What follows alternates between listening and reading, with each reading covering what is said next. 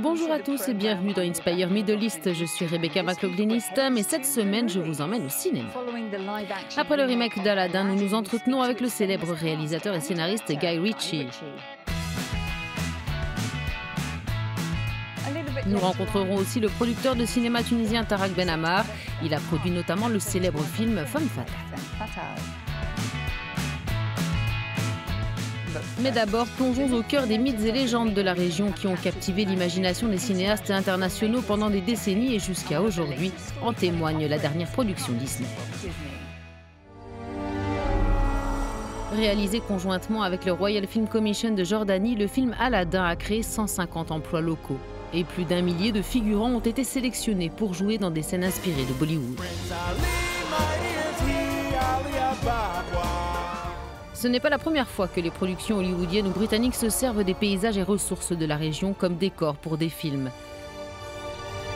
De Lawrence d'Arabie en 1962 à Rogue One, spin-off de la saga Star Wars 3 ans plus tard.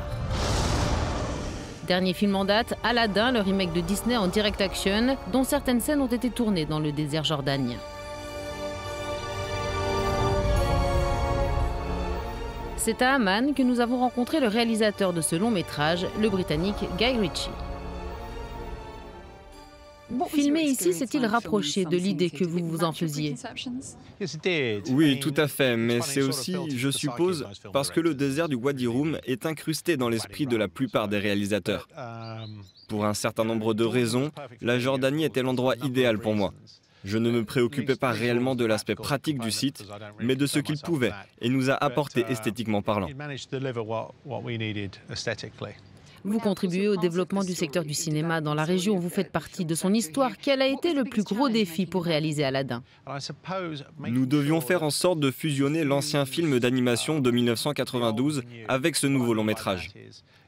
Il ne fallait pas perdre la nostalgie du premier film, mais l'enrichir avec une évolution des personnages.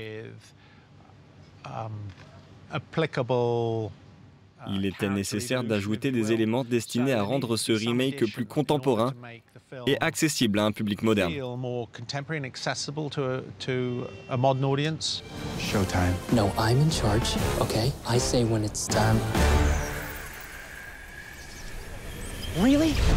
C'est un petit nouveau, l'acteur d'origine égyptienne Mena Massoud, qui s'est glissé dans la peau d'Aladdin. Il est venu enrichir une production déjà multiculturelle, intégrant notamment des acteurs d'origine tunisienne et iranienne. Pour vous, quel message sur la diversité ce film envoie-t-il à Hollywood? Cela va dépendre de la qualité du film, mais espérons que, grâce à Dieu et si tout se passe bien, ce remake enverra le message qu'on peut sélectionner des gens de couleur et les habitants de cette région et d'autres régions pour réaliser des films, car ils les ont toujours réussis. Vous et Rami Malek, pour ne citer que lui, vous retrouvez sur le devant de la scène, en particulier à Hollywood. Pensez-vous que le moment est bien choisi, ce qui n'était pas le cas auparavant? Absolument, je pense qu'un réel changement s'opère. Au début de ma carrière, j'ai fait quelques apparitions dans des séries comme Nikita. J'ai joué dans l'épisode intitulé Al-Qaïda numéro 2. Cela montre à quel point j'ai fait du chemin depuis. Et je pense qu'il n'y a pas de meilleur moment que maintenant. O great one who summons me, I stand by my oath, loyalty to wishes 3. I'm kidding. Watch this. Watch out. Le génie de la lampe, compagnon et confident d'Aladdin est incarné par Will Smith, qui a eu la lourde tâche de remplacer dans ce rôle Robin Williams, le célèbre acteur américain décédé en 2014. Hey, can you make me a prince? There is a lot of gray area in make me a prince. I could just make you a prince. Oh, no. Y'all see my palace? La princesse Jasmine de Guy Ritchie, interprétée par l'actrice indo-britannique Naomi Scott, a du caractère. Si elle est belle et douce, la fille du sultan n'en reste pas moins déterminée à gouverner le royaume de son père. I thought a princess could go anywhere. Not this princess.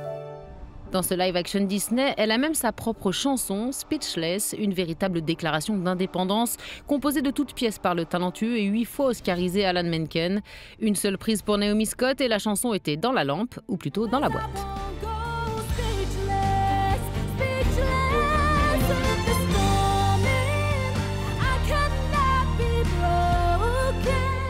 À la lumière du mouvement MeToo, l'émancipation de la femme, vous l'incarnez dans Aladdin. Il y a aussi la diversité ethnique dans ce film. Le moment était-il bien choisi? Absolument. Ce personnage m'a donné ce sentiment d'émancipation. Et je pense aussi qu'il y avait matière à moderniser ce film, afin qu'il ait un sens pour le public actuel. Il est essentiel que nos héroïnes fassent entendre leur voix. Je pense que c'est vraiment important. Et je suis aussi très fière de la diversité dans la distribution des rôles, et qu'autant de gens puissent se reconnaître et se retrouver dans ce film d'une manière ou d'une autre. C'est quelque chose de très puissant.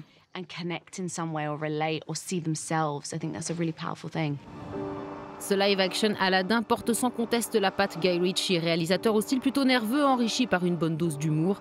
Car Guy Ritchie, ce sont également des films de gangsters comme Snatch en 2008 ou encore Sherlock Holmes. Et Aladdin a donc lui aussi son lot de poursuites et de batailles acharnées. Un style dont les fans semblent se délecter. Après seulement une semaine au box-office américain, Aladdin avait déjà rapporté plus de 150 millions de dollars.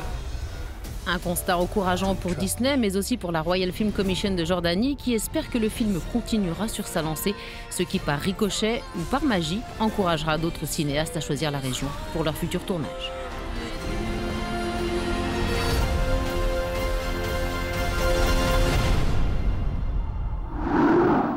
Le producteur tunisien Tarak Ben Ammar s'investit sur la scène du cinéma international depuis près de 50 ans. C'est lui qui, dans les années 70, a proposé à George Lucas de choisir la Tunisie pour tourner ses 2 trilogies Star Wars.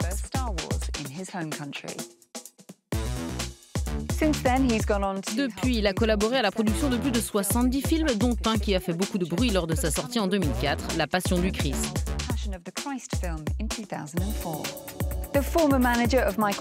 L'ancien manager de Michael Jackson a également produit le film historique Or Noir avec Antonio Banderas, dont l'action se situe dans l'Arabie Saoudite des années 30. Aujourd'hui, Tarak Ben Ammar exhorte les dirigeants arabes à investir davantage dans le cinéma. Daline Hassan l'a rencontré en Égypte.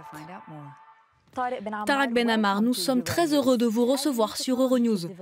Au même rythme que les nouvelles technologies se développent, votre travail de producteur évolue. Distribution en ligne, Netflix, etc. Comment vous adaptez-vous à ces changements ? Il faut une bonne histoire. Que ce soit à la télévision ou en ligne, sur DVD ou sur iPhone, l'audience doit être captivée. Avec une série télévisée, cela peut durer 10 heures parce que vous la regardez à la maison. Vous pouvez voir un épisode, vous arrêter, en mettre un autre ou faire comme la jeune génération, les enchaîner. La distribution numérique est un formidable cadeau technologique pour les jeunes. Ils peuvent avoir accès à n'importe quoi, n'importe où.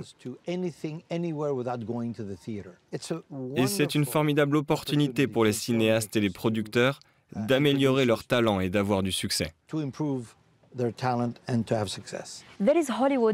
y a Hollywood aux États-Unis, Bollywood en Inde. Selon vous, pourquoi n'y a-t-il pas une industrie du cinéma arabe reconnue mondialement? Ne manque-t-il pas quelque chose? Chaque pays a son public. L'objectif d'un cinéaste indien est de parler à ceux qui partagent sa culture. Si à notre niveau nous nous organisons grâce au numérique et à Internet, un Koweïtien peut voir un film tunisien et un Marocain peut regarder un film yéménite. Donc en réalité, nous pouvons faire ce que l'Inde fait sur son propre marché. Reste que nous sommes 21 pays, alors nous devons d'abord commencer par être appréciés par notre propre culture, nos compatriotes et dans notre langue. Il existe une demande incroyable en matière de divertissement de la part des jeunes et cela devrait être notre priorité. L'Arabie saoudite ouvre des salles de cinéma et se lance dans la production cinématographique. Quelle est votre vision de l'industrie du cinéma dans ce pays et dans les pays du Golfe ?